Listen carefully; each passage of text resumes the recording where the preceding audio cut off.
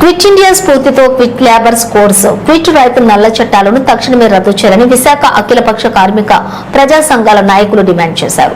శుక్రవారం నగరంలోని కార్మికులంతా ప్రత్యేక నిరసన తెలిపారు. ఈ సందర్భంగానే ఐఎఫ్టియు విశాఖ జిల్లా ఉపాధ్యక్షులు తిరుపతిరావు మాట్లాడుతూ కేంద్ర ప్రభుత్వం 29 కార్మిక చట్టాలను లేబర్ కోడ్లుగా విభజించి కార్మికులకు తీవ్ర అన్యాయం చేస్తుందన్నారు.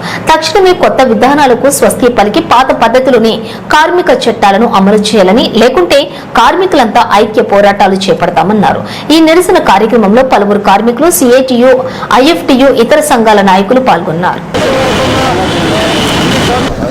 నా పేరు ఎం తిరుపతిరావు అండి. ఐఎఫ్టియు విశాఖ జిల్లా ఉపాధ్యక్షుడిని.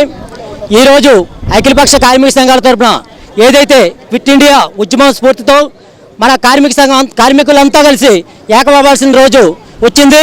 ఎందుకంటే ఏదైతే 29 కార్మిక చట్టాలు ఉన్నాయో ఆ కార్మిక చట్టాలను 4 లేబర్ కోడ్లుగా ఇచ్చేసి ఆ లేబర్ కోడ్లు వెంటనే రద్దు చేయాలి. ముఖ్యంగా ఏవైతే ఆ 4 లేబర్ కోడ్లు ఉన్నాయో యాజమాన్యాలకు అనుకూలంగా ఉన్నాయి, కార్మికులకి పూర్తిగా నష్టం తలచే విధంగా ఉన్నాయి.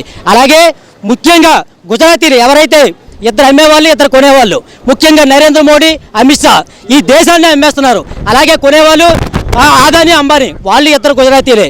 ముఖ్యంగా ఏదైతే ఈరోజు కేరళలో జరిగిన ఈ ప్రళయం ఏదైతే ఉందో, వాయనాడులో జరిగిన ప్రళయం మన దేశానికి రాకుండా చూసుకోవాలి.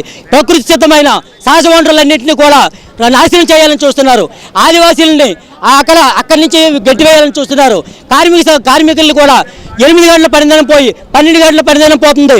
పూర్తిగా ఏదైతే అప్పుడు 8 గంటల పనిదినం కోసం చికాగో అమరవీరుల స్ఫూర్తితో పోరాటం జరిగిందో, ఈరోజు కార్మికులంతా ఏకమయ్యి మన యొక్క కార్మిక హక్కుల్ని కాలరాసే ఈ యొక్క కార్పొరేట్లకు అనుకూలంగా ఉండే ఈ యొక్క ప్రభుత్వాలని ఎప్పుడైనా సరే నడ్డివిర్చేలా ఉండాలి. ముఖ్యంగా విజ్ఞప్తి చేస్తున్న మిత్రులారా, ఈరోజు ఏదైతే ఈ యొక్క స్ఫూర్తితో ఉందో ఈ స్ఫూర్తిని కార్మిక వర్గం, రైతాంగ వర్గం మొత్తం అందరూ కలిసి ఏకదాటిపై నిలబడి ఈ యొక్క ప్రభుత్వాన్ని వ్యతిరేకంగా పోరాడి మన యొక్క హక్కులు మనం సాధించుకొని మనం విజయం సాధిస్తామని ఈ యొక్క పిలుపు మేరకు విజ్ఞప్తి చేస్తున్నాం.